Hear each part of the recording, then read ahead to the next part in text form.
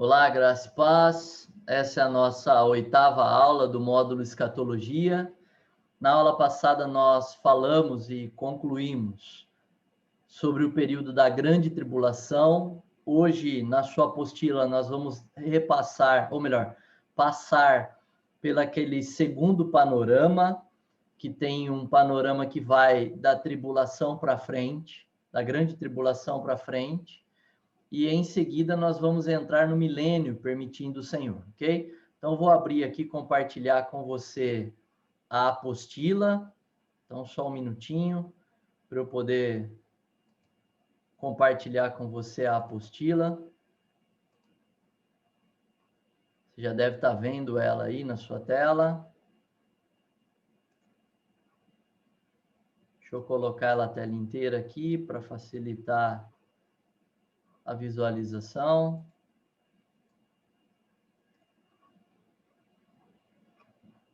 Deixa eu levar aqui para o segundo panorama, que é o que a gente quer ver hoje. Então vamos lá. Esse é o segundo panorama, né? O primeiro era que pegava de levinho lá no Velho Testamento e na lei, né? E trazia até a grande tribulação. E esse segundo panorama ele pega da tribulação e vai até o tempo eterno, estado eterno, como é citado na tua apostila. Então vamos só repassar o que vai acontecer. Então, na aula passada, nós vimos o finzinho da grande tribulação, que são os juízos de Deus sobre os incrédulos, mas também falamos que alguns dos juízos vão refletir também na vida dos crentes daquele momento, né, daqueles que se converterem na tribulação. A gente viu que uma mentira, não é uma mentira, mas uma interpretação equivocada, dizer que não terão salvos e ninguém poderá se converter na tribulação ou grande tribulação, porque a Bíblia diz que muitos foram ali mortos, né, no período da grande tribulação, e agora, né, na narrativa de Apocalipse cita que eles estão diante do trono de Deus, trajados de vestes ali alvas, santas, né, e clamando a Deus que cumprisse, que derramasse seu juízo, e a Bíblia diz, esses vieram, né, da tribulação. Então é muito claro que muitos se converterão, muitos serão salvos, e os juízos de Deus, a vingança de Deus, que vai acontecer nesse período chamado tribulação e grande tribulação, vai afetar também alguns dos crentes. A gente viu que tem alguns juízos que são específicos para os incrédulos, como doenças, como aqueles demônios que são soltos para atormentá-los, eles buscam a morte, mas não encontram. Então, tem coisas que são bem específicas para eles, mas tem coisas que, como terremotos, transformação das águas, né, em não potáveis, são coisas que vão afetar também os crentes, os convertidos aí no período da tribulação. Então, depois da tribulação, logo no finzinho da tribulação, Satanás, usando a vida do anticristo, ele reúne, né, o seu exército todo, composto de muitos povos, de muitas nações, e esse anticristo vai, então, cercar Israel com a intenção de extirpar os judeus da face da terra. Né? Tem uma citação bíblica de um dos profetas dizendo assim, eia, extirpamos Israel da face da terra, desarraiguemo-los, tem outra versão que cita esse termo. Então, vamos acabar, vamos destruir completamente com o povo hebreu, o povo judeu. E ele vai com esse objetivo. A Bíblia diz que no período da tribulação, desse cerco, nessa guerra, né, chamada aí de Batalha do Armagedon, essa guerra faz com que 2/3, antes de Jesus intervir, 2/3 de Israel seja morto. E quando sobra esse remanescente, que a Bíblia diz, esse remanescente será salvo, né? E ali não é uma salvação no contexto de vida eterna, mas uma salvação da morte. Esse remanescente, ele clama ao Senhor. Ele ora ao Senhor, clamando, pedindo que o Senhor intervenha, que os livre. E novamente a compaixão e a graça de Deus, que é estendida a todos os povos, mas que tem um carinho especial revelado da parte de Deus para esse povo judeu no Velho Testamento, né, que era o povo que seria o povo modelo para todos os povos da terra. Vem de novo essa graça de Deus sobre esse povo e o Senhor vem. E aí a gente chama isso de segunda vinda em glória. Por quê? Porque no arrebatamento ele não vem a essa terra. Ele arrebata os crentes, os salvos, nas nuvens. Mas agora nessa segunda vinda em glória, a Bíblia diz que todo olho verá. E aí ele vem e intervém nessa batalha e dá a vitória para o povo de Israel, destruindo ali o exército inimigo nessa batalha do Armagedon. A Bíblia diz que a forma com que o Senhor destrói esses inimigos é fazendo com que apodreça os olhos nas suas próprias órbitas e a língua na sua boca. Então, em outras palavras, os corpos desses homens apodrecem, como aconteceu, por exemplo, no juízo de Deus sobre o Herodes, quando ele é sentado no trono e as pessoas clamando, dizendo isso não é voz de homem, isso é voz de Deus, ele não rende glórias a Deus, ele assume para si a glória. Então Deus pune ele, um anjo vai e toca o Herodes, segundo o livro de Atos, e ele ali o corpo dele começa a ser comido por bichos, ou seja, apodrece imediatamente. Ele serve como figura de como o Senhor vai dar a vitória para o povo de Israel aqui na batalha do Armagedon. Aqueles corpos vão se apodrecer. Tem alguém que diga que é uma ação semelhante à suposta bomba de nêutron, vamos dizer assim, né? Então o pessoal fala que a ação de uma bomba de nêutron geraria esse tipo de reação no corpo humano.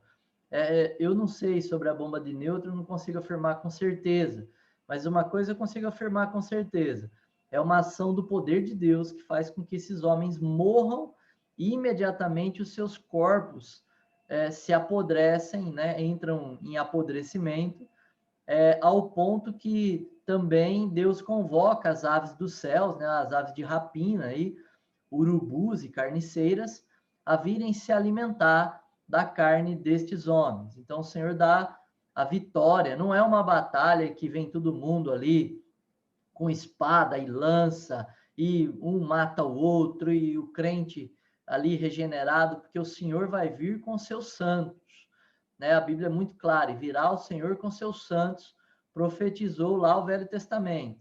E alguém diz, mas os santos são os anjos, amém, santos são anjos também, mas quando você vai ler Apocalipse, tem a mesma citação, virá o Senhor com seus santos, e quando você volta um pouquinho na leitura, você vai ver que a Bíblia diz que os santos são aqueles que estão com as suas vestes, né, lavadas ali, suas vestes vestidos de linho puro e fino.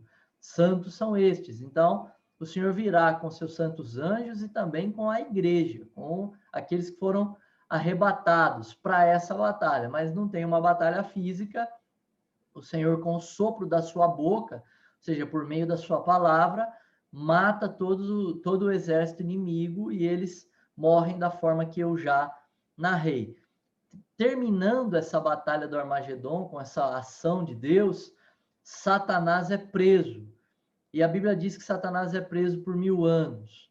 Tem alguns irmãos, né, em Cristo, né, que logo depois da reforma, vamos pensar assim, né, convencionaram a dizer que o milênio não existe e também convencionaram a dizer que Satanás está preso, né? Até esses dias ouvindo um pastor que gosto bastante, ele disse, eu acho que se Satanás está preso, então o regime é semiaberto, né? Ele conta uma piada, ele brinca, né? Porque como que Satanás está preso se Pedro escreve que ele está ao nosso derredor, bramando como leão, buscando a quem possa tragar? Como que Satanás está preso se Paulo diz que a gente tem que vestir a armadura de Deus para resistir às astutas ciladas do diabo, né? Eu não consigo ver alguém preso fazendo esse tipo de coisa, né? Então, na realidade, na leitura convencional e simples da Bíblia, mas numa leitura sincera e literal, a Bíblia é muito clara de que Satanás não está preso, ele está solto. Quando ele vai ser preso? Agora, aqui, ó, nesse tempo futuro que nós estamos vivendo como se fosse hoje, né? No fim da batalha do Armagedon, Satanás é preso e ele é preso por 1000 anos. Existe um lugar que ainda não foi inaugurado. Esse lugar aqui, ó, que nós chamamos popularmente de inferno, né? Mas chama-se Geena, Lago de Fogo, também um outro nome dado a esse lugar na Bíblia Sagrada. Esse lugar, né? Esse sim, o inferno definitivo. Esse lugar, Jesus disse que foi criado por Deus, é um instrumento de juízo divino para Satanás e seus anjos caídos, né? Então é muito claro. Porém, a Bíblia também diz que homens serão lançados nesse lugar aqui. Mas quem inaugura esse lugar, logo no final, na vitória do Senhor, na batalha do Armagedon, é o anticristo e o falso profeta. Eles são lançados nesse lugar logo no final da batalha do Armagedon. Então, Satanás é preso, todos os homens são mortos, os homens inimigos ali, né? Os guerreiros inimigos na batalha, os inimigos do Senhor, são mortos fisicamente. Para onde eles vão? Eles vão lá para o local de tormento, lá que nós já estudamos no mundo dos mortos, para o Hades, parte baixa do Hades. Porém, o anticristo e o falso profeta são lançados nesse lugar, inauguram esse lugar, cortam a faixinha vermelha de inauguração desse lugar chamado Lago de Fogo. Satanás é preso. Então, vai se começar um tempo maravilhoso, porque assim, a gente tem a mania de cantar que vai morar no céu, né, que a nossa eternidade é no céu, mas a gente esquece desse período maravilhoso narrado na Bíblia, de que nós vamos morar nessa terra sim, por um tempo, pelo menos, né?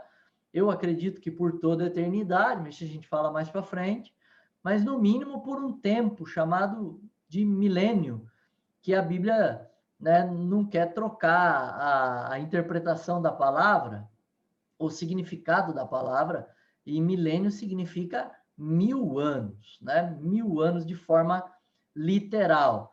Então, esse tempo é um tempo esquecido pela igreja muitas vezes. As pessoas falam do reino espiritual de Jesus, né? Quando as pessoas dizem, olha, a igreja está reinando com Cristo, o Senhor está reinando no seu trono celestial, né? Glória a Deus, isso é verdade. Jesus disse isso para Herodes, né?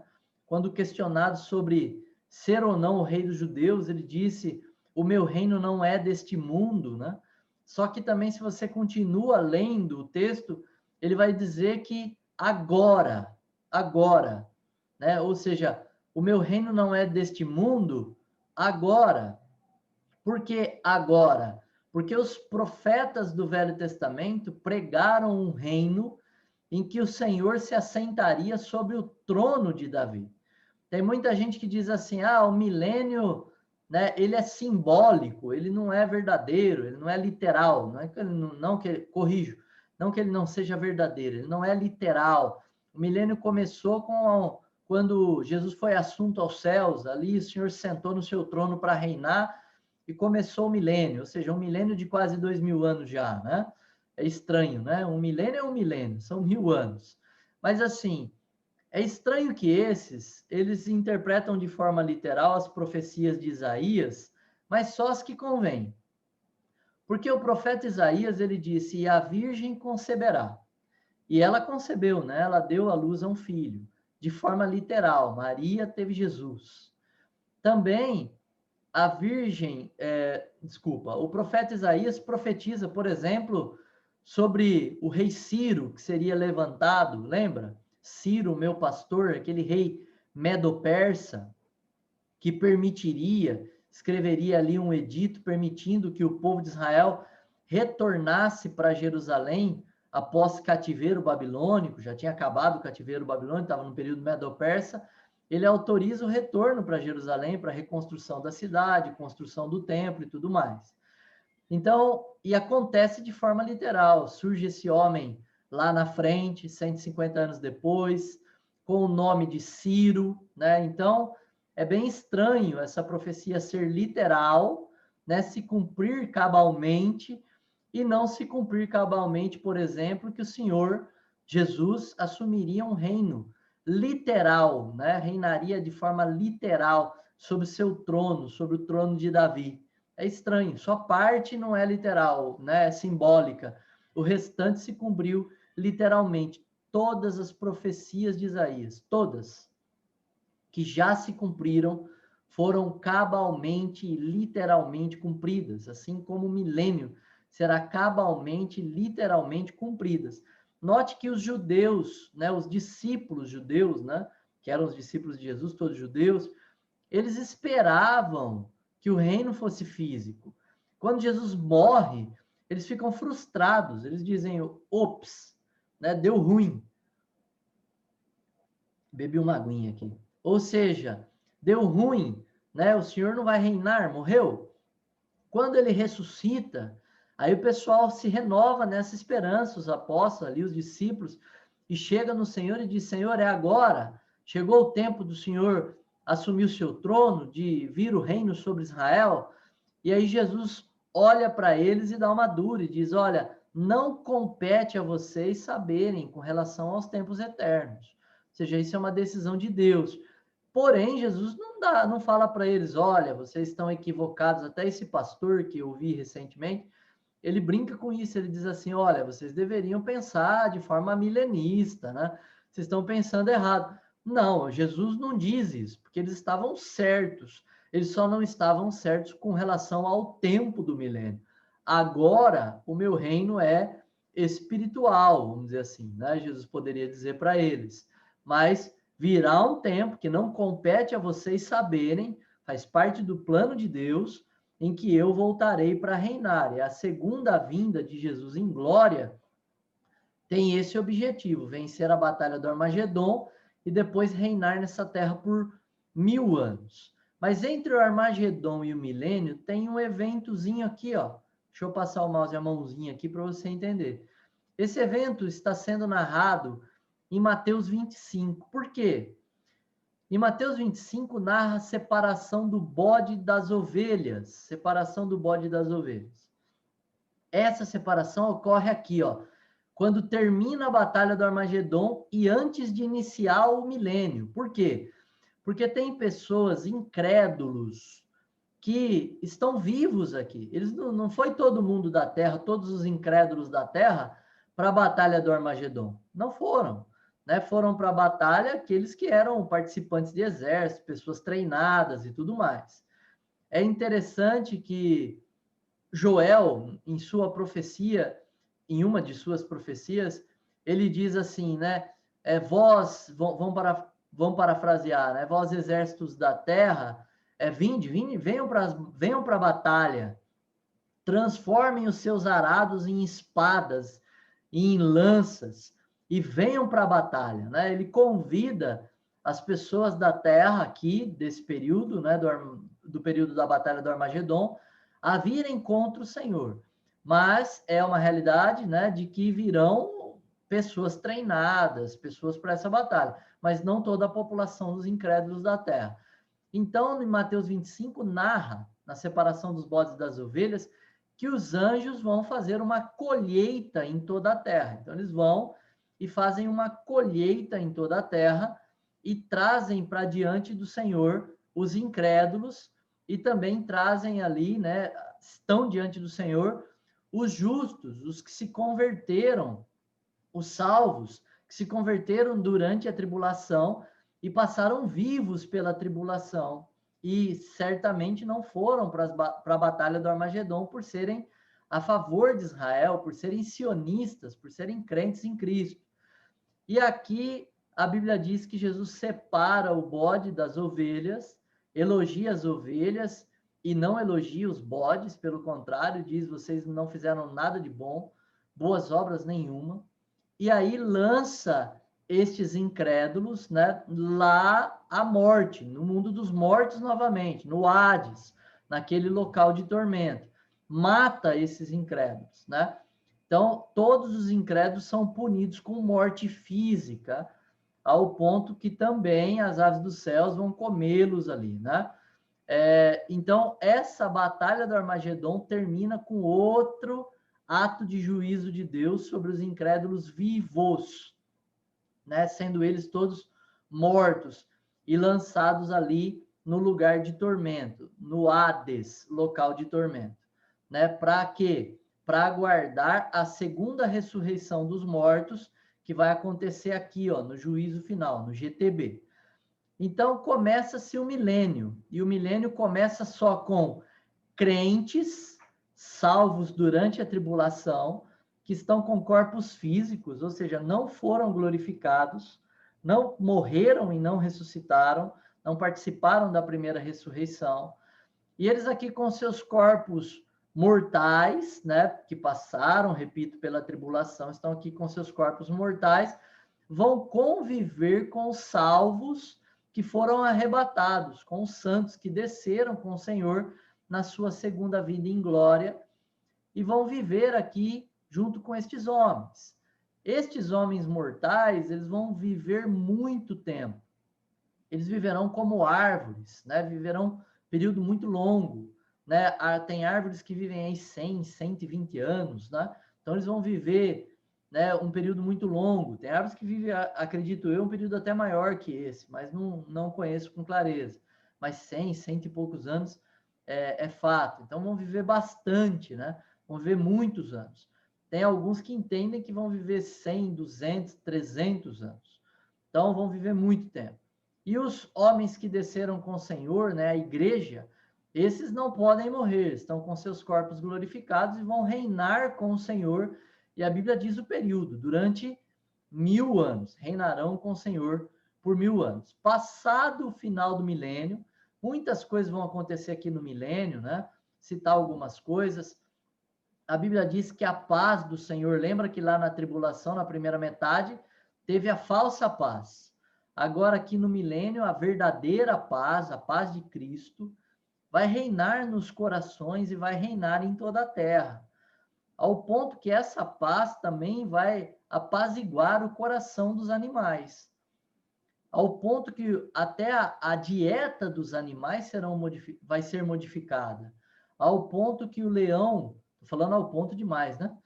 O leão vai voltar a pastar com a ovelha, ou seja, o leão não ataca, não come mais a ovelha. O lobo também não come a ovelha. E a criança, a Bíblia diz, vai brincar com a serpente, né? Vai brincar ali com a serpente, colocar a mão na toca da serpente. Os animais vão ser restaurados no período do milênio. Lembre-se que o apóstolo Paulo escreveu em Romanos claramente sobre isso, quando ele diz: a criação geme, chora, está juntamente com dores de parto, aguardando a redenção, o resgate, né, da condição dos filhos de Deus, né, o resgate dos filhos de Deus. Então, toda a criação chora e está juntamente com dores de parto. É interessante que as pessoas falam a criação é maravilhosa, né? A natureza, em sua beleza estética, é maravilhosa. Mas os animais em si, a Bíblia diz, né? A natureza em si chora e está com dores de parto por causa da consequência do pecado. Por isso, um animal ataca o outro, né? Um animal é feroz e ataca o próprio homem, né? E tem muito sofrimento no mundo animal, muita dor, muita morte. Então, o Senhor vai restaurar a criação. A Bíblia diz que nesse período os desertos vão voltar a produzir, se transformarão ali em lugares frutíferos, em lugares produtivos. Os montes serão aplanados, né? Se tornarão em planícies produtivas. Os homens viverão um período muito longo, como eu já disse. Aquele que pecar, ou seja, os incrédulos, os que entraram no milênio, os crentes, eles vão ter filhos e terão filhos incrédulos também. E eles, sendo homens, porque passaram pela tribulação vivos, estes homens mortais também terão filhos. E esses filhos terão filhas e filhos. E assim, né, muitas pessoas nascerão durante 1000 anos, né? São muitas gerações aí, ainda mais com uma vida prolongada, uma vida mais longa, né? E estes homens pecarão, não os glorificados, ok? Não nós, a igreja. Os glorificados não pecarão, mas os homens mortais aí, tanto os crentes quanto os incrédulos que nascerão nesse período, incrédulos todos morrerão, não entrarão, mas nascerão incrédulos nesse período, eles vão pecar. E a Bíblia diz que serão amaldiçoados depois dos 100 anos. Ou seja, a consequência dos seus pecados, Deus vai lançar sobre eles, praticar a justiça da consequência somente depois de 100 anos de vida. Ou seja, Deus vai ser bem longânimo com relação aos seus juízos e as suas punições sobre os pecados, sobre os pecadores. Passado o milênio, Satanás é solto e ele reúne um grupo de incrédulos que a Bíblia chama de Gog e Magog. E esse pessoal de novo se reúne para uma batalha e vão de novo contra Israel. De novo, essa é a intenção de Satanás desde sua queda, né? Destruir o povo judeu, destruir o povo hebreu. É tão interessante as pessoas dizerem que as promessas de Deus para o povo de Israel se estenderam somente à igreja, que hoje a igreja é Israel e Deus não tem promessa nenhuma mais para Israel como nação, né? Eu sou avesso a isso, né? Foi isso que gerou muitas perseguições, na minha opinião, sobre o povo hebreu. É isso que faz com que a igreja se esqueça de mandamentos bíblicos, né, claros, sobre o cuidado com o povo de Israel, orar pela paz de Israel, por exemplo, o amor do apóstolo Paulo dizendo que abriria a mão da sua vida eterna, da sua salvação, se por meio disso fosse possível, não é, mas se com essa atitude fosse possível salvar os judeus, né? E Satanás não é bobo, ele não acredita nessa historinha. Ele sabe que existem promessas para o povo hebreu, ele sabe que Jesus reinaria no trono de Davi, reinará, né, melhor dizendo, né, no trono de Davi.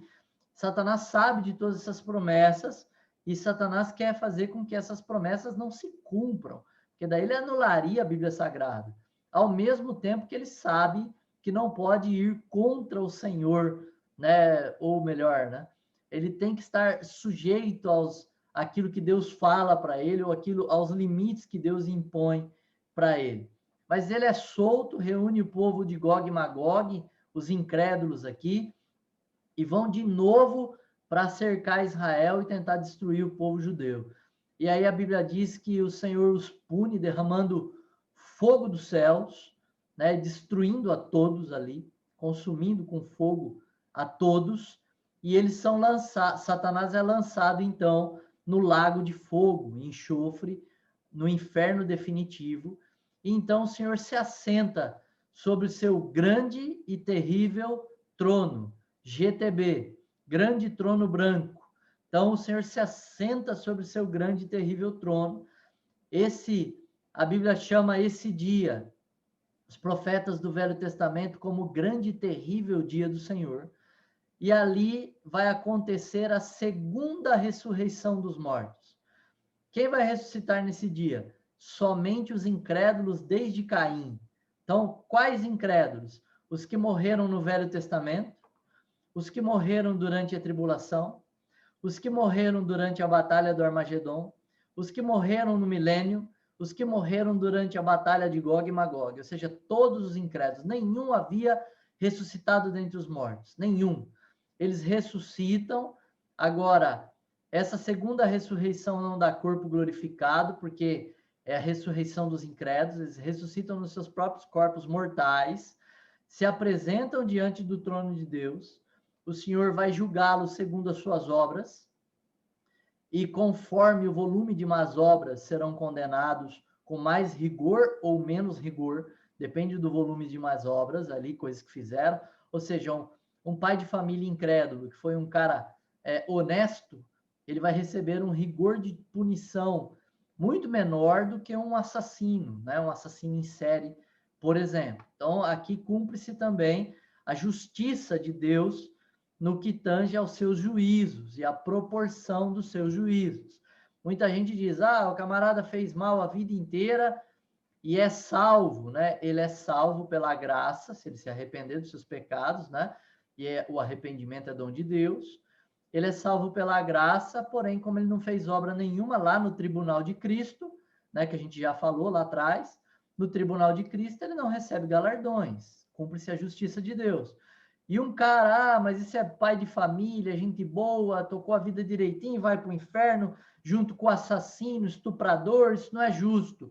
Sim, vai para o inferno com esse pessoal, mas aqui no GTB cumpre-se a justiça e o juízo de Deus proporcional aos seus pecados.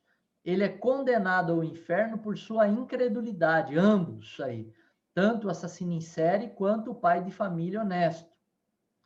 Porém, eles são condenados ao sofrimento eterno pela proporção dos seus pecados, das suas más obras, ok? Então, cumpre-se a justiça de Deus aqui, né? E os juízos de Deus são justos, né? E proporcionais aqui no GTB.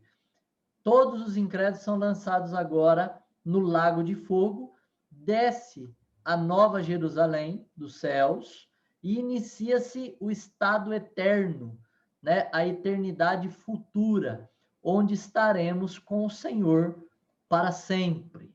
Então, deixa eu dar uma pausa aqui, né? Até agora, no que eu falei até agora. E nós vou permitir para os irmãos aí abrir o microfone dos irmãos, né? Ou melhor, né? Os irmãos podem abrir o microfone e fazer perguntas sobre esse panorama, mas de uma forma sem muitos detalhes, tá bom? Porque agora que a gente vai entrar nos detalhes, só sobre o panorama, gostaria de entender se você compreendeu o que acontece da grande tribulação, né? Do fim da grande tribulação até o estado eterno. O que vai acontecer? Qual é o fio da história aí? Qual é o pano de fundo histórico? É isso que eu gostaria que os irmãos me falassem agora ou perguntassem agora, né? Entenderam? Faz um joinha assim, se entenderam. Joinha, ok? Tem algum irmão que falou, professor Marcelo, fiquei perdido, eu não entendi nada. Então me fala que aí a gente repassa onde você se perdeu. Professor. Oi, pastor. Uma dúvida só aqui, só para eu não sei se eu viajei na maionese. Os que terão filhos durante o milênio não são os irmãos em corpo glorificado, certo? Exato, exato. A Bíblia é muito clara de que com o corpo glorificado, tá certo que o texto bíblico diz nos céus, né? Mas com o corpo glorificado, nos céus, Jesus diz, seremos semelhantes aos anjos, falando a respeito deles não se casarem e nem se darem em casamento, ou seja, o termo casar-se, dar-se em casamento ali, é o conceber, né? É o poder multiplicar-se. Então, não é possível no corpo glorificado, né, a gente se casar ou dar-se em casamento, não é possível haver multiplicação. Nós reinaremos com Cristo e trabalharemos com Ele, mas não teremos família, né? Até esse pastor que acompanhei, né? Sempre quando eu vou dar escatologia, eu dou uma reciclada, né? Confesso que no que fizemos antes, não, porque tenho bastante domínio, mas o milênio é sempre uma coisa que eu falo, puxa, é maravilhoso, mas ao mesmo tempo é cheio de mistérios, né? E ele comenta, né? Ele é muito engraçado, eu gosto muito dele. E ele comenta que as novelas, no período do milênio, ele conta um monte de ilustrações, né? Ele que fala do regime semiaberto também. E ele comenta, ele diz assim que as novelas vão falar do amor platônico, né? De um homem mortal por uma mulher glorificada, né? Ou de uma mulher mortal por um homem glorificado. Então ele brinca, né? Ele fala que a pessoa vai chegar, começar com uma conversa e o outro vai dizer, sou glorificado, não é possível. Mas ele brinca, claro, isso é tudo bobagem, né? É uma brincadeira, uma ilustração só para dar uma ênfase de que os glorificados não terão filhos, né? Isso é claro. Outra perguntinha? Marcelo, faz. Faz, irmão Wesley. esse tribunal de Cristo vai ser em Jerusalém, porque pelo mapa que eu estou vendo aí, após a guerra de Gog e Magog, Deus sentencia todos, né, que ressuscitaram, mas aí esse pessoal que ficou crente nele durante esses 1000 anos, Cuidado, hein? que geraram esses filhos. Primeiro ponto, ó, o termo tribunal de Cristo que a gente estudou se refere ao encontro do Senhor após o arrebatamento, ao encontro do Senhor para julgar os salvos lá nos céus. Lembra-se disso, hein? Né? Nós estudamos bastante sobre isso. Quando você se referir ao juízo final, você não pode usar o termo tribunal de Cristo, senão confunde a cabeça de todo mundo aí. Vamos corrigir isso, tá bom? O juízo final, o trono do juízo final, muito provavelmente vai estar mesmo em Jerusalém, vai estar mesmo em Israel. É onde o Senhor vai estar reinando durante o milênio todo, no trono de Davi, a Bíblia diz, e lá o Senhor vai julgar todas as nações da terra. Mas a Bíblia não diz com clareza, olha, e o Senhor vai estabelecer o seu trono exatamente lá, tá bom? A irmã Adriana está dizendo que minha voz está cortando. É uma questão da internet dela ou da minha aqui?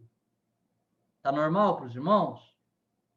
Então é uma questão da internet, é uma questão da sua internet, tá bom, irmã Adriana? Precisa talvez tentar sair e voltar aí ou ficar mais próximo, como eu já aconselhei, do roteador, se você tiver no celular, do roteador ou do modem aí da sua casa. Perfeito. Viu, Marcelo? Sabe o que é? Oi? O que eu não entendi é esse pessoal crente do período de 1000 anos, que eles vão viver bastante tempo. Ou seja, pelo que eu entendi, esse pessoal vai estar aí até após essa guerra aí de Gog e Magog. Então vamos lá, ó. Os crentes, né, que passaram vivos pela tribulação, eles entram no milênio. Eles vão morrer. A Bíblia é muito clara que eles vão morrer. Por quê? Porque se eles viverão como árvores, também morrerão como árvores, né? A Bíblia está dizendo aí sobre um período de vida longo.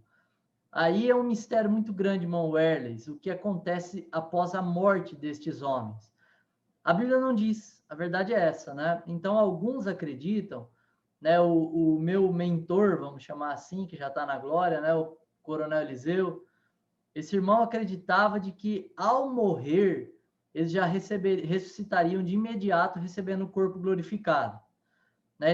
Ele entendia isso. E ele defendia da seguinte forma, ele defendia de que o crente não poderia esperar em nenhum lugar. Ele não poderia ir para o céu, ficar sozinho, em alma, né? Por que ele não poderia ir? Porque Jesus fez uma promessa, eis que estarei convosco todos os dias até a consumação dos séculos. Porém, o Senhor está conosco agora em espírito, e ele está de forma física e corpórea nos céus, mas ele continua conosco, né? Então, essa argumentação dele, eu acho que não é tão forte. Mas a Bíblia é muito clara de que, ou melhor, a Bíblia não revela, corrijo, né? Não revela sobre o que vai acontecer depois da morte desses crentes. Eu, pessoalmente, acredito na visão do Coronel Eliseu, nessa interpretação de que eles receberão corpos glorificados e estarão ali, permanecerão no milênio. Por que eu acredito assim? Porque eu não vejo motivo nenhum para eles irem para o céu, aguardar a segunda ressurreição dos mortos. Não vejo motivo para isso acontecer. E acredito que a primeira ressurreição é um período e não um ato. Por que é um período e não um ato? Vou explicar isso. Ó. Porque Jesus é a primícia da ressurreição. Ou seja, ele é o início da ressurreição.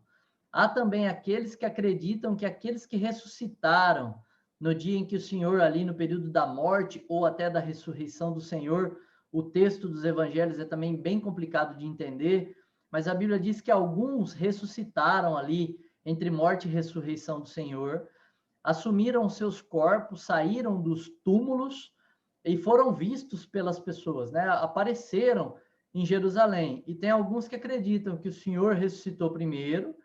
Estes aí que apareceram ali em Jerusalém ressuscitam também, participando da primeira ressurreição. Ainda na primeira ressurreição, nós seremos ressuscitados lá no dia do arrebatamento, ou hoje, no dia do arrebatamento, quando o Senhor tem a intenção de fazê-lo. E essa primeira ressurreição, ela segue durante o período do milênio, né? Continua no período do milênio. Só que, assim, é um pouco complicado também. Por quê?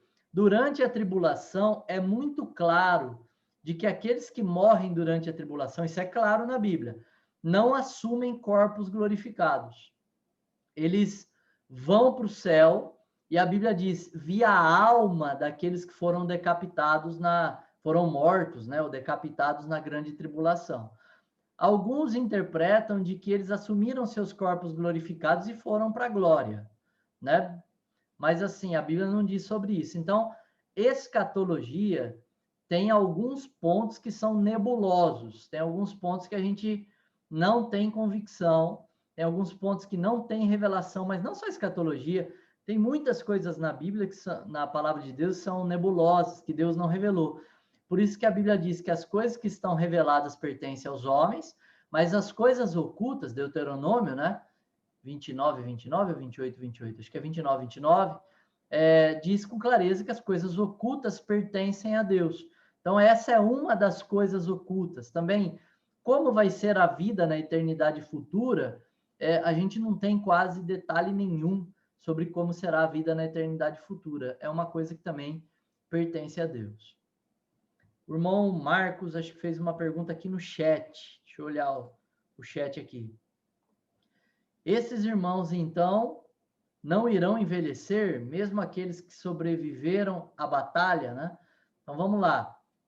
Primeiro, os crentes que vão passar vivos pela tribulação não vão para essa batalha, a não ser que sejam crentes em Israel, né? Que vão acabar sobrevivendo ali, judeus, defendendo sua pátria, né? Defendendo suas famílias. Mas os judeus os convertidos de outros povos não vão para essa batalha, não vão se unir ao anticristo. E estes irmãos, eles vão sim envelhecer e vão morrer. Só que eles viverão como árvores. Mas isso são detalhes que a gente precisa ler texto bíblico, tá bom? Para dar base. Mas depois eu dou base nisso que eu estou argumentando. Viverão um tempo muito longo. Agora, repito o que eu disse para o irmão Werles. Quando eles morrerem, vão receber corpos glorificados? Eu creio assim, mas a Bíblia não diz. A Bíblia, ela não fala nem sim, nem não. Ela não fala sobre isso. Acho que eu respondi também o irmão Marcos aí. Ok, queridos? Tem mais alguma pergunta ou posso retomar? Então, eu vou retomar agora, virando a página da sua apostila. Parece que o irmão quer fazer uma pergunta, é isso? Tem que liberar o microfone aí, irmão. Está liberando. É uma pergunta que o Djalma ficou em dúvida. Pode grande falar. trono branco, o professor falou assim, que Jesus vai assentar no grande trono branco e vai julgar todos os incrédulos, e ele julgará segundo as suas obras. Aí ele não entendeu. Essas pessoas que vão ser julgadas no grande trono branco vai para o inferno. Exato. Ou esse julgamento das suas obras, eles vão ter alguma chance? Não. A Bíblia é muito clara de que a salvação é pela graça por meio da fé somente. Ninguém pode ser salvo por suas obras, ninguém. Porém, as obras na Bíblia são incentivadas, as boas obras, né? A Bíblia diz que nós somos eleitos para as boas obras, nós fomos salvos para as boas obras. Ou seja, Deus espera que os crentes produzam boas obras. As boas obras dos crentes são recompensadas, não com salvação. A salvação é pela graça, favor imerecido, por meio da fé, somente. Mas são recompensadas onde? No tribunal de Cristo. A gente já estudou sobre isso, onde nós receberemos galardões, presentes. Ao mesmo tempo, as más obras dos incrédulos.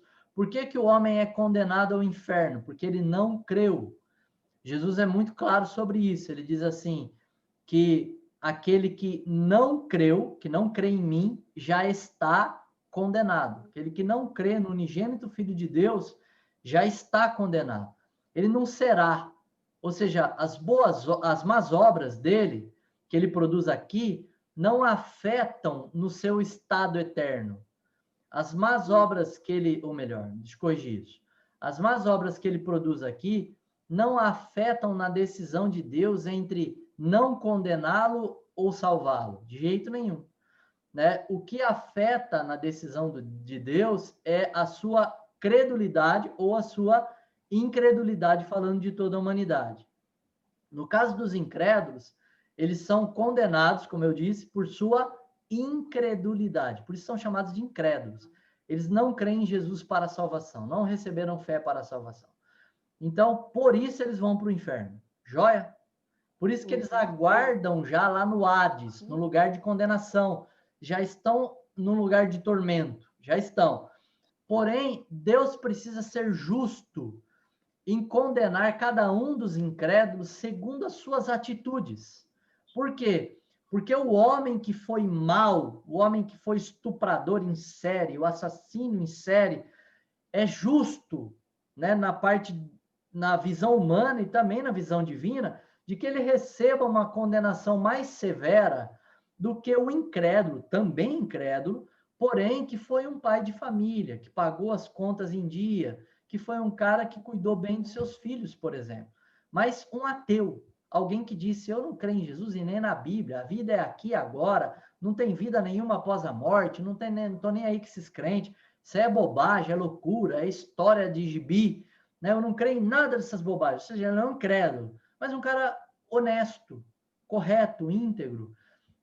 Íntegro é uma palavra complicada, não se deve usar. Um cara bom, né, no conceito humano aí, né, de um cara que vive uma vida correta, né, uma vida alinhada, um cara certo, né? Porém, esse cara é incrédulo, ele vai para o inferno. Só que ele vai sofrer uma condenação eterna de sofrimento eterno, um castigo eterno menos severo, mais castigo, do que o assassino em série. É isso que eu disse lá, ok? Fica bem claro para vocês. A gente vai ver que há, sim, rigor, né, no dia do juízo final. Perfeito? Por isso vai ter o juízo final. Porque assim, ó, esses homens... Precisa abrir o microfone aí, irmão, senão não te ouço, tá? Estes homens... Deixa eu ver se está fechado. Está fechado aí. Estes homens, todos eles já estão condenados por serem incrédulos, estão aguardando. Condenados no lugar de tormento. Condenados, essa é a condição deles. Ou seja, o veredito do juiz já foi a condenação. Por exemplo, quando o camarada é julgado e ele é declarado culpado, vamos pensar assim, ele já é preso de imediato, ele fica na cadeia. Só que ele fica aguardando o veredito final, que daí é a pena. A pena precisa ser, né, isso é uma visão romana, mas é uma visão judaica também de condenação. Ele fica aguardando a pena, o veredito da pena. Então, pense dessa forma, ó. Todos os incrédulos estão no Hades, até o dia do juízo final. Estão no lugar de tormento lá, estão condenados. Aguardando o quê? Aguardando se comparecer diante do juiz para receber a pena segundo suas obras.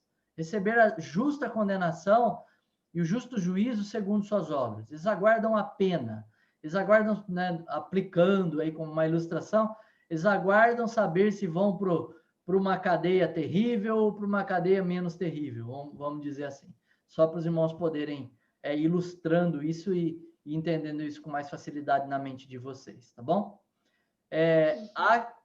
Há uma questão que o pessoal levanta, é curso de teologia, né? O pessoal fala assim, por que abre-se o livro da vida também no juízo final, se não tem nenhum salvo? Por que abre o livro da vida, né? Porque o livro da vida é o registro dos salvos.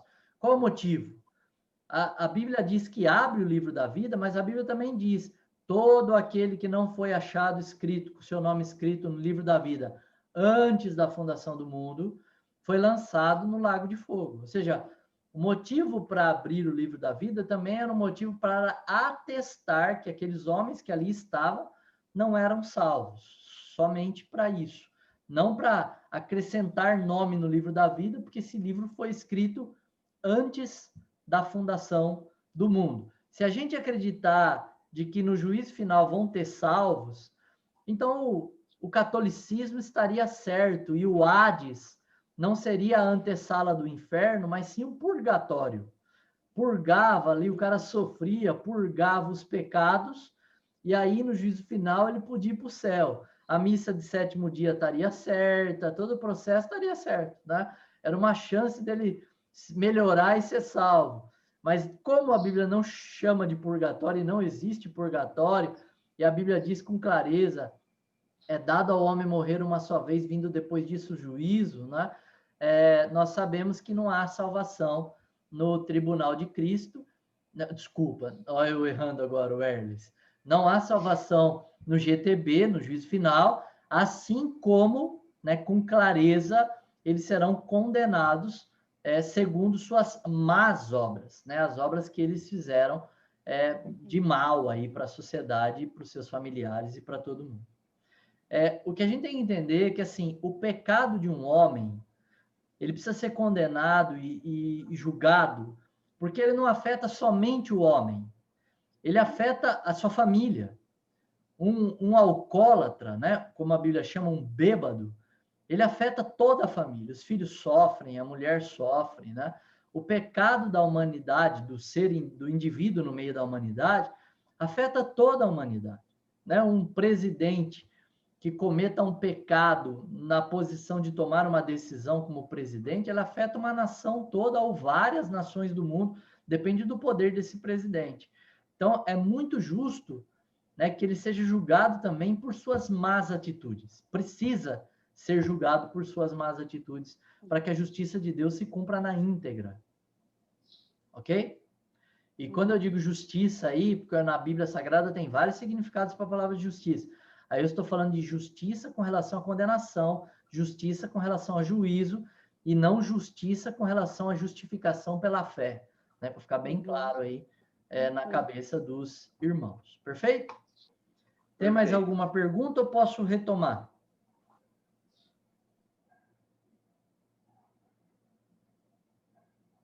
Joinha?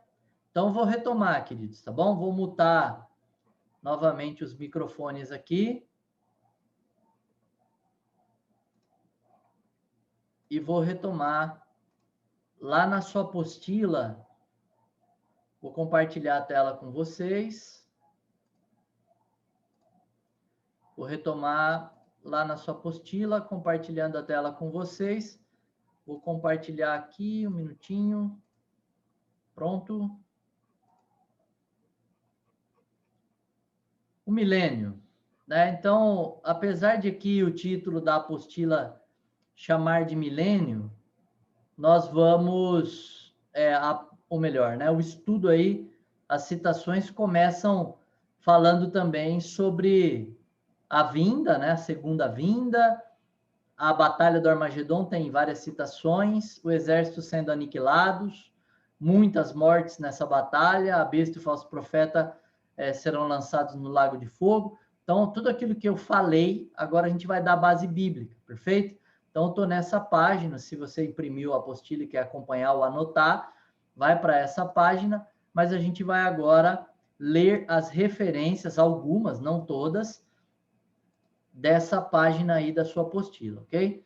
Então, eu estou aqui com a Bíblia na versão King James aberta, e a gente vai falar aí, primeiro, antes de falar do período de 1000 anos, do milênio, nós vamos falar sobre a vinda de Cristo, vamos dar base para a vinda de Cristo, né? A segunda vinda, que a gente chama de segunda vinda em glória, até para não confundir a cabeça de ninguém.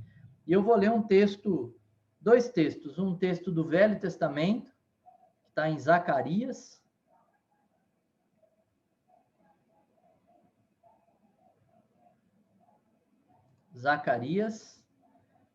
capítulo 14.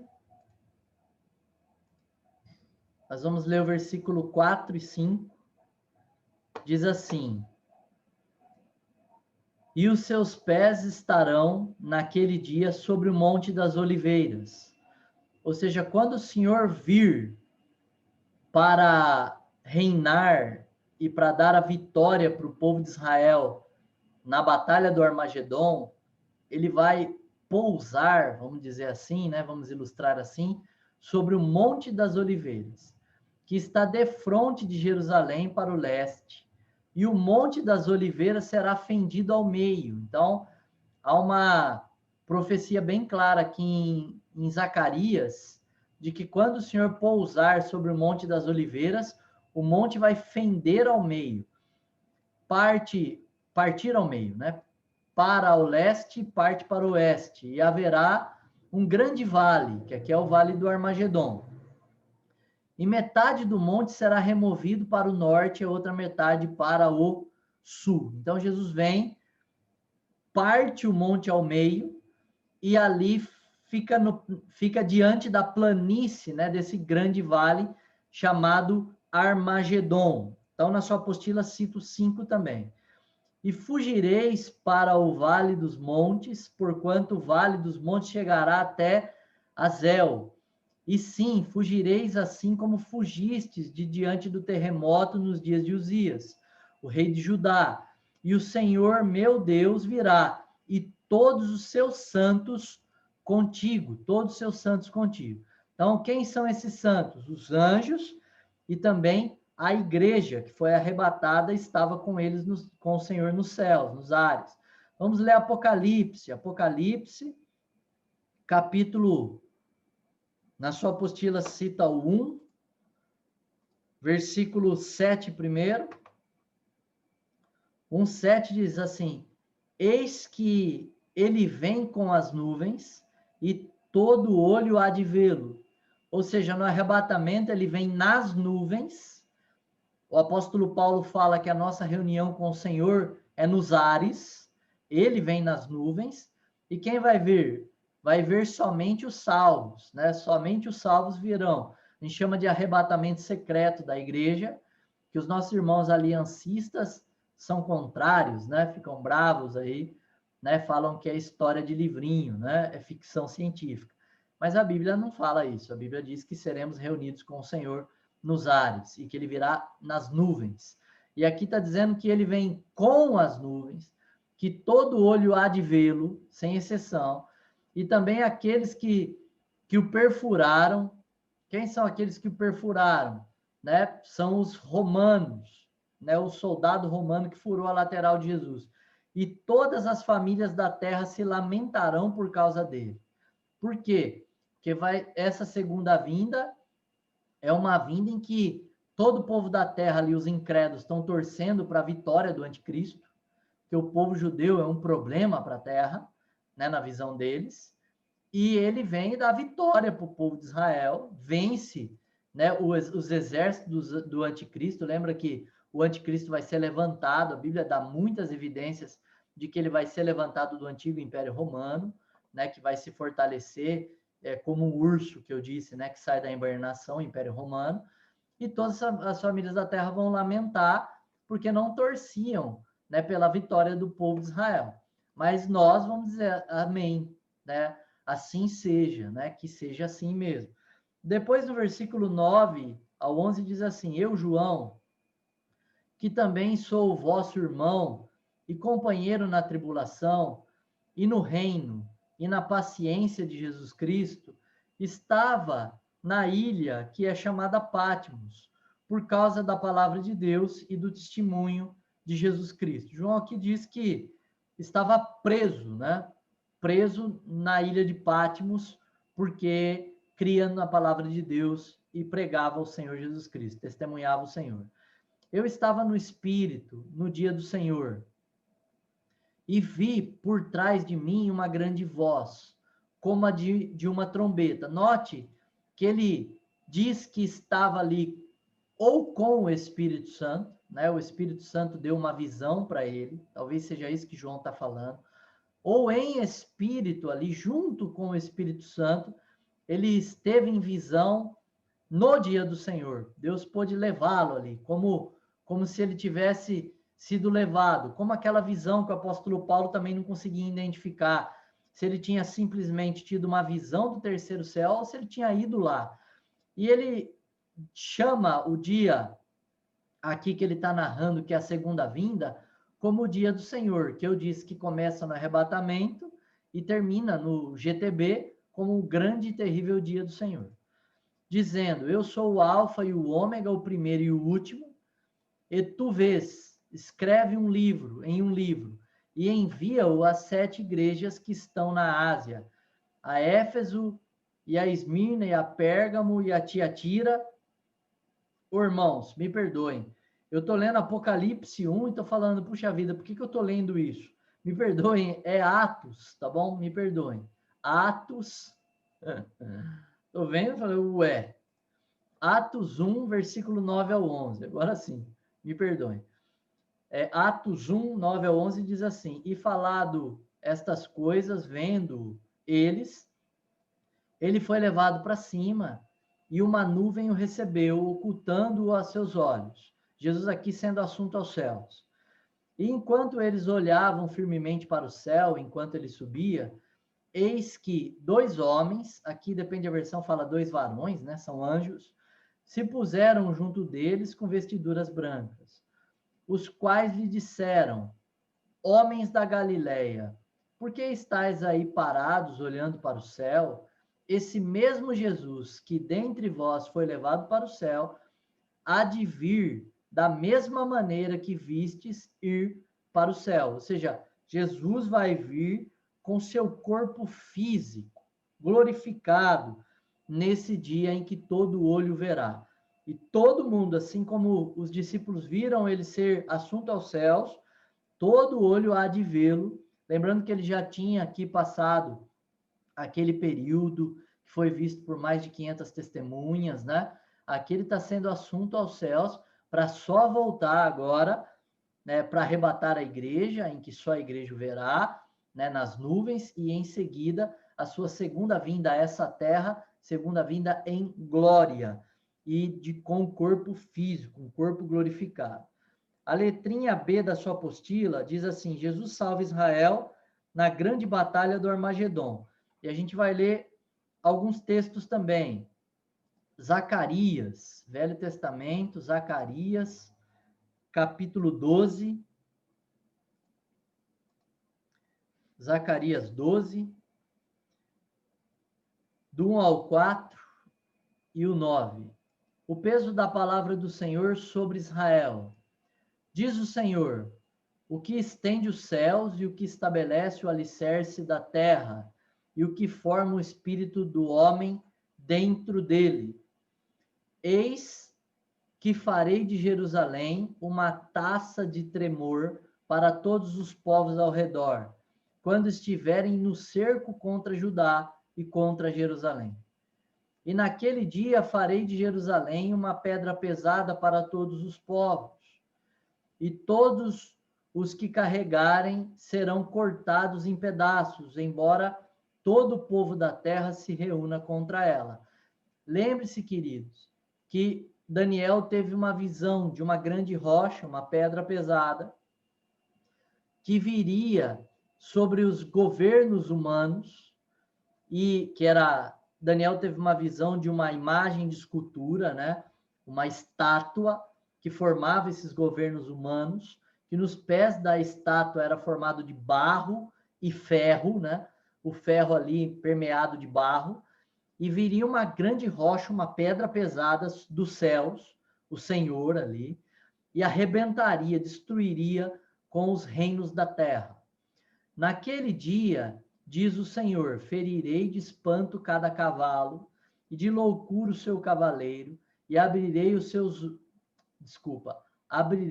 os meus olhos sobre a casa de Judá, e ferirei cada cavalo do povo com cegueira. E os governantes de Judá dirão em seus corações: os habitantes de Jerusalém serão a minha força no Senhor dos exércitos, seu Deus. Então a gente vai ler agora o 9. E acontecerá naquele dia que procurarei destruir todas as nações que vierem contra Jerusalém. Vou ler agora Apocalipse, capítulo 16. Note, queridos, que muita gente diz que esse texto de Zacarias já se cumpriu, né? Que Zacarias estava se referindo a alguns dos cercos que Israel teve. Pela leitura que eu faço da Bíblia, eu nunca encontrei um caso em que todas as nações se reuniram para um cerco contra Israel. Nenhum caso. Até agora. a gente tem o cerco de Jerusalém, né, pelos babilônicos, a gente tem o cerco de Jerusalém pelos romanos, mas a gente não tem um cerco de Jerusalém por todas as nações da terra, como narra aí o profeta Zacarias, né? Ele está tratando desse dia, do dia da reunião, da batalha do Armagedon, né, dos povos contra Jerusalém, todos os povos e nações contra Israel aí.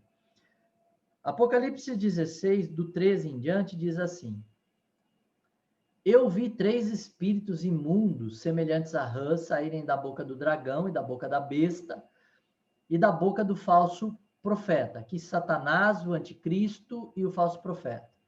Porque eles são espíritos de demônios, operando milagres, os quais vão ao encontro dos reis da terra e de todo mundo, para reuni-los para a batalha do grande dia do Deus Todo-Poderoso. Note que essa batalha não é a batalha do anticristo, que nem o pessoal narra, né? Ele reúne para a batalha, essa é a intenção dele, né? De Satanás ali, incorporado, o anticristo incorporado de Satanás. Mas a Bíblia diz que é o grande dia do Deus Todo-Poderoso. É o dia em que o Senhor vai ser glorificado diante de todos os povos da terra, né? Como o nosso general, né? Lembra daquela música? O nosso general é Cristo, né? Que ele é poderoso em batalha, forte, majestoso e valente, vitorioso, vive e reina. Lembra dessa música, né?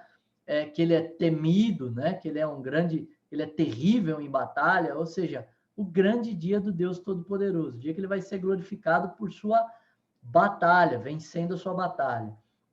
Eis que venho como ladrão, abençoado é aquele que vigia e guarda suas vestes para que não ande nu, e eles não vejam a sua vergonha. E eles os reuniu em um lugar que na língua hebraica se chama Armagedon, né? Armagedon. Aqui Armagedon em hebraico ou Megido, né? Em grego. O versículo até o 16, né? Que se chama Armagedon. Agora Apocalipse 17. Apocalipse 17, lembrando que eu estou dando base bíblica para as coisas que nós já afirmamos. Apocalipse 17, versículo 14, diz assim: E estes guerrearão contra o Cordeiro, e o Cordeiro os vencerá, porque ele é o Senhor dos senhores e o Rei dos reis. E os que estão com ele são chamados escolhidos e fiéis. Então, estes, quem são estes? Estes têm uma só mente e darão o seu poder e força à besta. Quem são estes? São os líderes ali do Império Romano que vão formar um único, né, um único império mundial, um grande e último império mundial aí, que na verdade é a ressuscitação do Império Romano, e vão na Batalha do Armagedon e na Batalha de Gog e Magog guerrear contra o Cordeiro, e o Cordeiro os vencerá. Irmãos, tem alguns irmãos que também não conseguem entender duas batalhas. Eles dizem assim, não, tem uma batalha só, é o Armagedon, né? Essa batalha de Gog e Magog é o Armagedon, principalmente alguém que tem uma visão simplista aí da Bíblia, né? Simplista assim, não simplista a entender o que está escrito, mas simplista em querer minimizar os eventos que hão de acontecer, né? E dizer que são simbólicos, né? Esse é um problema. São duas batalhas, por quê? Porque em uma, a maneira com que o Senhor vence a batalha é com o sopro da sua boca, transformando ali os corpos, né, dos homens apodrecendo os corpos dos homens, né? Fica mais fácil falar assim. Agora, na batalha de Gog e Magog, que acontece depois de um milênio físico, então quem nega o milênio tem problema com essa segunda batalha, a Bíblia diz que cai fogo dos céus e os consome. Então, claramente, são duas batalhas e não uma batalha. E nas duas batalhas, o Cordeiro vence eles. Voltando aqui a compartilhar a Bíblia com você, na sua apostila, a letrinha C diz: os exércitos serão aniquilados, né? Então, vamos lá. Zacarias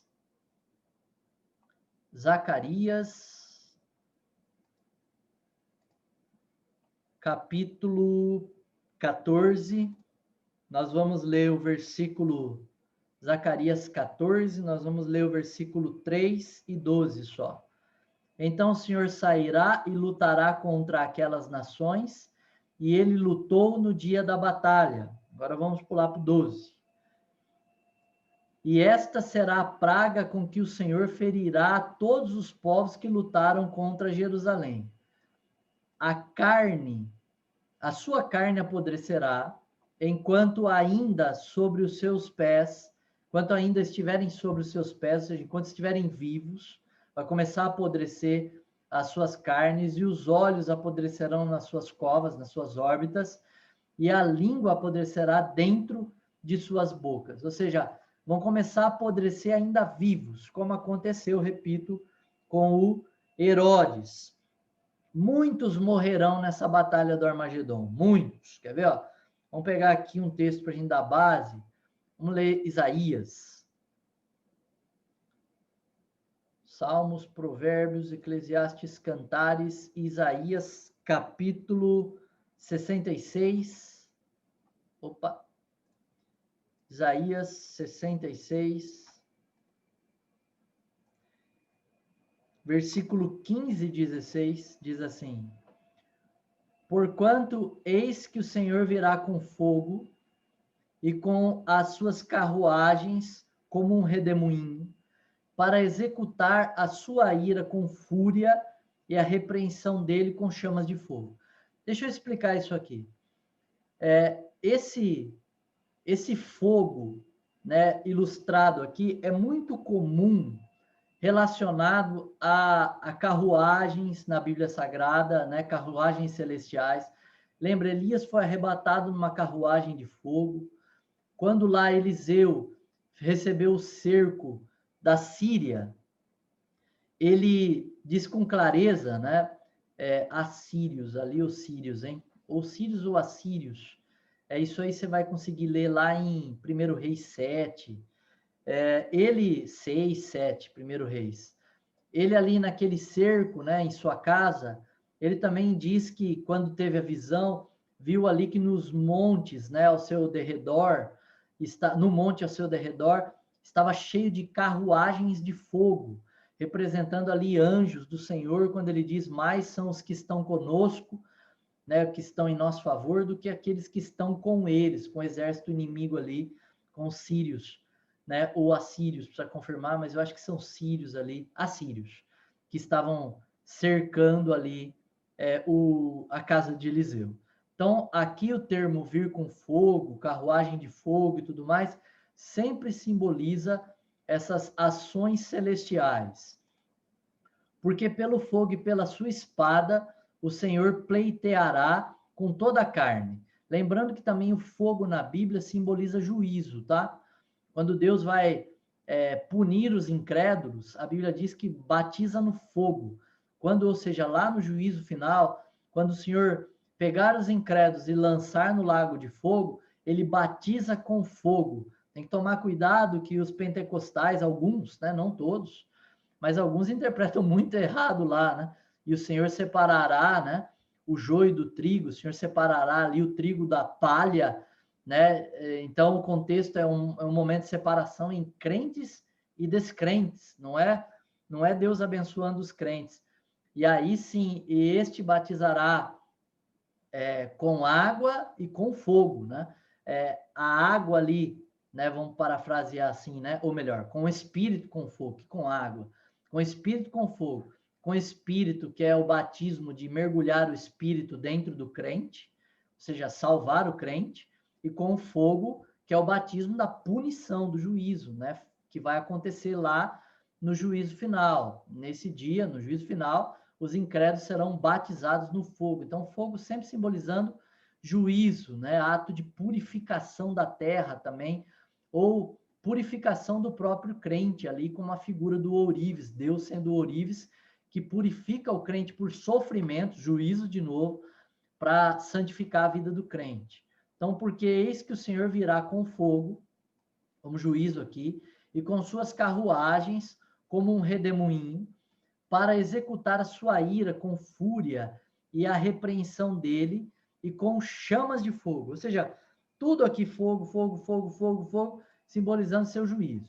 Porque pelo fogo e pela sua espada, note de novo, o Senhor pleiteará com toda a carne, e os mortos pelo Senhor serão muitos. Então, claramente aqui, uma grande multidão se reúne para essa batalha do Armagedon. Jeremias agora, vamos lá. Isaías, Jeremias. Jeremias capítulo 25. Jeremias 25. Nós vamos ler o versículo 31. Jeremias 25, 31.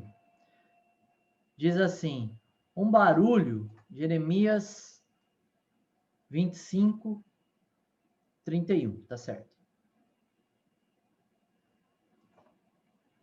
Um barulho chegará até os confins da terra, pois o Senhor tem uma controvérsia, uma guerra com as nações. Está em contenda, depende das versões, com as nações. Né, o barulho chegará aqui é tão diferente nessa versão. Ele debaterá com toda a carne. Ele dará àqueles que são perversos a espada. A espada aqui é símbolo de morte, diz o Senhor, ok? Na letrinha E da sua apostila diz assim, a besta e o falso profeta serão lançados no lago de fogo, no Geena, né, no lago de fogo e enxofre. Onde diz isso? Vamos lá. Apocalipse. Apocalipse, capítulo de número 19. Apocalipse 19, versículo 11 até o 21. Diz assim, e eu vi o céu aberto, e eis um cavalo branco, e o que estava sentado sobre ele era chamado de fiel e verdadeiro. Queridos, toma cuidado, tá bom? Que assim, tem uma narrativa de Apocalipse que cita lá os 4 cavaleiros. Aqueles 4 cavaleiros simbolizam ali juízos de Deus executados ali por ou castas de demônios ou demônios. Cuidado, hein? Tá bom? Muito cuidado. Não coloque o Senhor lá naqueles 4. Agora aqui está dizendo bem claro que é o Senhor, porque olha como está dizendo que é o Senhor. E vi o céu aberto, e eis um cavalo branco, e o que estava sentado sobre ele era chamado de fiel e verdadeiro. Primeira referência a Cristo aqui, letra maiúscula. E com justiça julga e guerreia. Seus olhos eram como chama de fogo, e na sua cabeça havia muitas coroas. E ele tem um nome escrito que nenhum homem conhecia, senão ele mesmo. Tome cuidado com isso, que também nós não sabemos a que nome se refere aqui. E ele estava vestido com veste banhada de sangue, e o seu nome é chamado de a Palavra de Deus. Então, de novo, uma outra referência clara ao Senhor aqui. E os exércitos que estavam no céu seguiam-no sobre cavalos brancos, vestidos de linho fino, branco e limpo. Lembrando que esses exércitos que estavam no céu são os anjos, mas também são os crentes. Própria carta de Apocalipse, ou livro, né? Eu entendo como um livro composto de cartas, várias cartas aí somando um livro. O livro do Apocalipse, ele também deixa claro que estes aqui, né? Que o profeta lá do Velho Testamento virá ao Senhor com todos os seus santos anjos, né? Com todos os seus santos, também diz que se refere aos crentes. Por quê? Porque os crentes em Apocalipse também estão com essas mesmas vestes, com esse mesmo jeitão, vamos pensar assim, né? E de sua boca sai uma espada afiada, que é a palavra de Deus, a sua palavra, né? Para que com ela castigue as nações. E ele as governará com cetro de ferro. E ele pisará o lagar de vinho da fúria e da ira do Deus Todo-Poderoso. Então, a gente está lendo Apocalipse, capítulo 19. Nós estamos no versículo 15, nós vamos até o 21. E ele tem sobre a sua veste e sobre a sua coxa um nome escrito, Rei dos Reis e Senhor dos Senhores. E vi um anjo que estava de pé no sol, e ele gritou com alta voz, dizendo a todas as aves que voam pelo meio do céu. Vinde e ajuntai-vos à ceia do grande Deus. Queridos, aqui não é um convite à ceia do Senhor, lá, aquela ceia bodas do Cordeiro. Note que é convite às aves de rapina aqui para comer cadáveres, tá bom? Para que possais comer a carne dos reis e a carne dos capitães e a carne dos homens poderosos e a carne de cavalos e dos que neles se assentam e a carne de todos os homens, tanto livres quanto escravos, tanto pequenos quanto grandes. E vi a besta e os reis da terra e os exércitos reunidos para guerrearem contra aquele que está assentado sobre o cavalo e contra o seu exército. E a besta foi tomada, e com ele o falso profeta que operava milagres diante dele, com os quais enganava os que receberam a marca da besta e os que adoraram a sua imagem. Estes dois foram lançados vivos no lago de fogo, queimando com enxofre. Eles inauguram aqui o inferno, né? O Geena, o lago de fogo. Né? Note que eles inauguram vivos aqui. São os dois únicos seres humanos que são lançados aí, a primeiro momento, né? Vivos, né? Sem passar pela morte, vamos dizer assim. São lançados vivos sem passar pela morte no lago de fogo e enxofre, no inferno definitivo, no Geena. Né? Os demais vão participar da segunda ressurreição, ou seja, vão ter morrido já, né? Ou nessa batalha, ou antes dessa batalha, durante o Velho Testamento, durante a tribulação, e vão ser lançados no lago de fogo depois do juízo final. Mas esses são lançados antes do juízo final. Eles inauguram o Geena no fim da batalha aqui do Armagedon. E os remanescentes foram mortos com a espada daquele que está sentado sobre o cavalo, a espada que saía da sua boca, e todas as aves se fartaram com as suas carnes. Como eles foram mortos? Pelo poder da palavra de Deus. Não foi uma batalha física. O que resultou? Como que a palavra de Deus determinou a morte deles? Né? A palavra de Jesus aqui determinou a morte deles. Zacarias narrou lá. Eles apodreceram. E as aves foram convidadas aí pelos anjos a virem se fartar com esses cadáveres aí dessa batalha, ok? Voltando para a sua apostila, diz assim: Satanás será preso por 1000 anos. Então vamos lá, vamos ler isso também. Está em Apocalipse, capítulo 20. Nós vamos ler do 1 ao 3, e diz assim: E eu vi um anjo descer do céu, tendo a chave do abismo sem fundo, e uma grande corrente em sua mão. E ele prendeu o dragão, a antiga serpente, que é o diabo e Satanás, e amarrou por 1000 anos. E lançou no abismo sem fundo, e ali o encerrou, e pôs um selo sobre ele, para que não mais enganasse as nações, até que os 1000 anos se cumprissem. E após isso, ele deverá ser solto por um pouco de tempo. Note isso, ó. Após isso, ele deverá ser solto. Ou seja, Deus determinou isso quando? No final do milênio. E por quanto tempo? Por um pouco de tempo só. Só o tempo suficiente necessário para ele reunir o pessoal de Gog e Magog. Note, se Satanás está sendo preso, estamos no fim do Armagedon. E olha como essa narrativa diz aqui, ó. E vi tronos, e assentaram-se sobre eles, e julgando foi-lhes dado. Versículo 4, né? Não está na sua apostila, mas a gente está lendo em seguida. E eu vi a alma daqueles que foram decapitados pelo testemunho de Jesus. Olha que interessante. E por causa da palavra de Deus.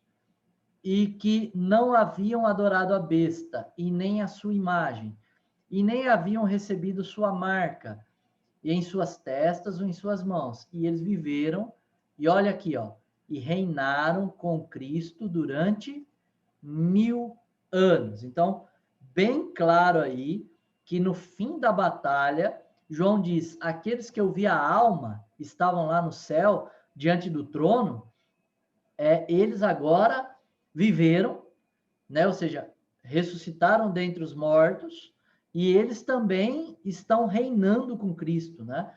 Aqui, João fala no passado porque ele está vendo como se fosse um filminho em visão, né? Reinaram com Cristo.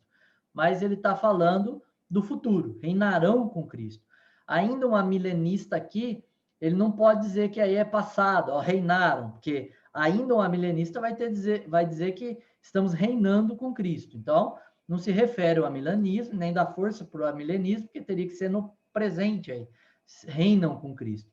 Mas não se refere ao presente, mas se refere ao futuro, é que João está vendo em visão, vendo como se fosse um filme, vamos ilustrar assim, e com isso João fala no passado, né? Reinaram com Cristo por 1000 anos. Voltando para a sua apostila, na letrinha G diz, Jesus julga os vivos, né, as nações. Então vamos dar base para isso. A gente citou o texto de Mateus 25, a gente vai ler só parte do texto de Mateus 25, né? Os irmãos conhecem, a gente já leu também, né, em outras aulas.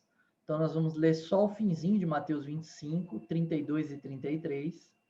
Aqui ele separa os bodes das ovelhas diante dele, né? Ou melhor, né? Só o finzinho do trecho, não do capítulo. Né?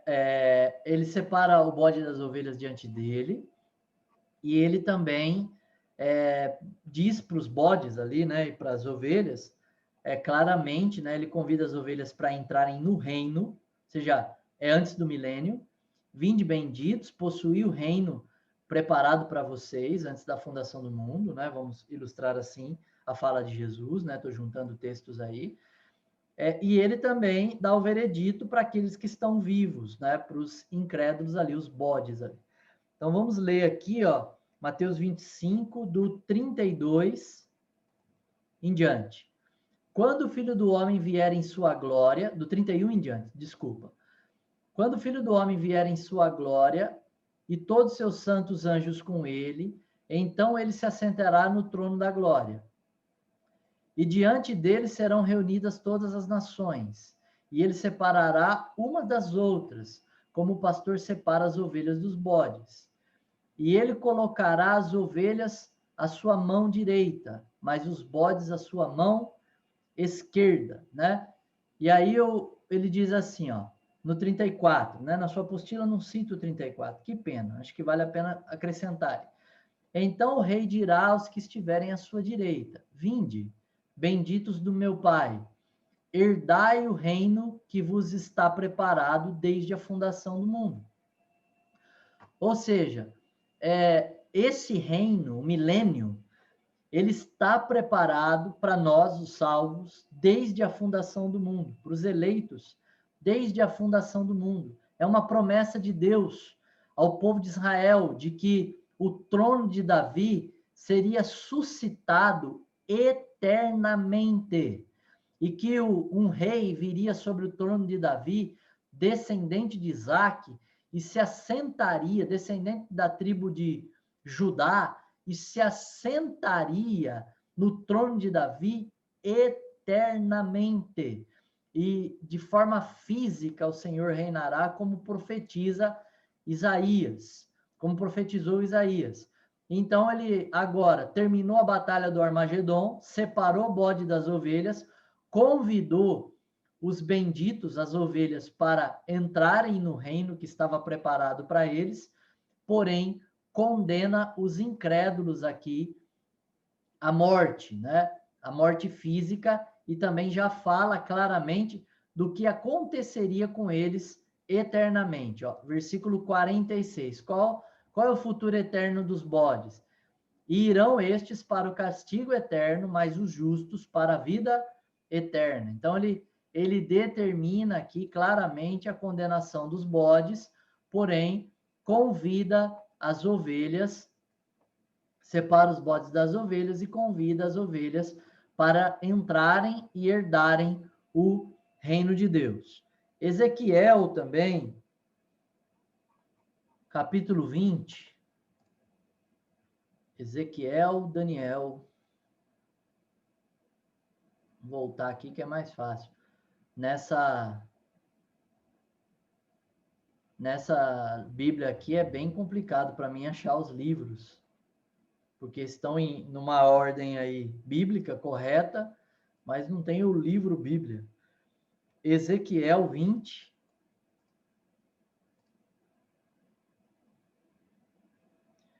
versículo 33 até o 38. Ezequiel 20, 33 ao 38. Diz assim, 33 ao 38. Como eu vivo, diz o Senhor Deus, certamente que, com mão poderosa e com braço estendido, e com a fúria derramada, eu governarei sobre vós. E eu vos trarei para fora dos povos, e vos ajuntarei fora das terras das quais estáis espalhados, com mão poderosa e com braço estendido e com fúria derramada. Então, bem claro, uma promessa ao povo de Israel de reuni-los em Israel. Isso começou em 1948. E eu vos trarei para dentro do deserto do povo, e ali eu pleitearei convosco face a face. Como eu pleiteei com os vossos pais no deserto na terra do Egito, assim eu pleitearei convosco, diz o Senhor Deus. Nós estamos lendo Ezequiel 20, do 33, nós vamos até o 38. E eis que vos farei passar debaixo da vara, e passar debaixo da vara aqui é uma referência ao julgamento que se fazia na lei, por exemplo, na separação de animais. É terrível, né? Mas é uma forma de julgar. E também a vara simboliza juízo aqui. E eu vou trazê-los para o vínculo do pacto. E eu purgarei dentre vós os rebeldes, né? Purgar aqui é retirar, vamos falar assim, né? É extirpar. E aqueles que transgredirem contra mim, eu os trarei adiante para fora da nação, onde eles permanecem temporariamente. E eles não entrarão na terra de Israel. E vós sabereis que eu sou o Senhor. Para você poder entender que o contexto aqui trata do juízo de Deus, né, pós a batalha do Armagedon aí, né? Eu ia falar grande batalha do Armagedon, não precisa valorizar tanto, né? Mas grande batalha do Armagedon para o Senhor Jesus, aí sim. Né? Após essa batalha, você precisa ler o contexto todo, tá bom? Mas a gente só leu o trecho aí. Então, a gente leu Ezequiel 20. Agora a gente vai ler na sua apostila, letrinha H diz, a igreja participa do julgamento. 1 de Coríntios 6.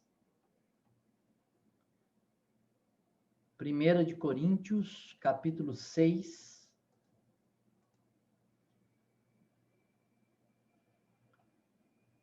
Primeira de Coríntios 6, versículo 2. Não sabeis vós que os santos julgarão o mundo? E se o mundo será julgado por vós, vós sois indignos de julgar as questões mínimas? Aqui o apóstolo Paulo está falando, ensinando, né, os coríntios a tratarem os problemas deles dentro da própria comunidade, sem levar para os juízes externos, né? Alguém disse esses dias aí que a Bíblia tem que ser atualizada porque os irmãos geram demandas internas, jurídicas entre eles, né? E isso já acontece há algum tempo. Queridos, isso é mais uma evidência da igreja de Laodiceia, onde a gente se desviou da palavra de Deus, porque aqui claramente é um mandamento da palavra de Deus, por meio da vida do apóstolo Paulo, de que nós devemos tratar os nossos problemas entre nós, não levar nada para dizendo entre crentes e crentes, ok? Se tem alguém dentre nós que não é crente e abusa de uma mulher, comete um estupro, por exemplo, é claro que eu vou denunciá-lo às autoridades, não é disso que eu estou falando. Mas eu estou falando de demandas entre crentes. Ou seja, não vai ser um estupro, nem um homicídio, vão ser demandas de problemas financeiros, de questões de problemas familiares, de contendas entre irmãos. E o apóstolo Paulo está nos ensinando a resolver isso entre nós, não é para levar para juiz nenhum, não é para processar o irmão de jeito nenhum. Isso é um mandamento que a gente deve praticar e não atualizar e torcer a Bíblia para se adequar ao período que a gente vive. Mas aqui o apóstolo Paulo está dizendo bem claro que nós julgaremos o mundo. Em que ocasião?